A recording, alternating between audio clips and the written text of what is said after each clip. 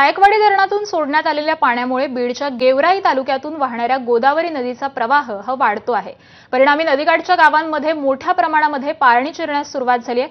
गावातील बहुतांश नागरिकांनी गावाबाहेर स्थलांतर केलं, तर सावळेश्वर गावामधून नागरिकांना बाहेर काढण्यासाठी गेलेले ट्रॅक्टर हे पाण्यामध्ये अडकून पडलेले आहेत।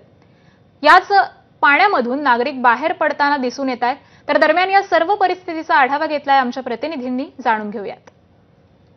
दोंडरायन आलेलो आहेत। दोंडरायन इथं हे जे लोक अडकलेले आहेत हे मदतीसाठी आम्ही आमच्या गावचे जवळचे लोक आहेत त्यांना काढण्यासाठी मदत करण्यासाठी आलेलो आहे आणि स्वयंपाकाची सुद्धा तयारी करून त्यांच्यासाठी घेऊन येत आहोत।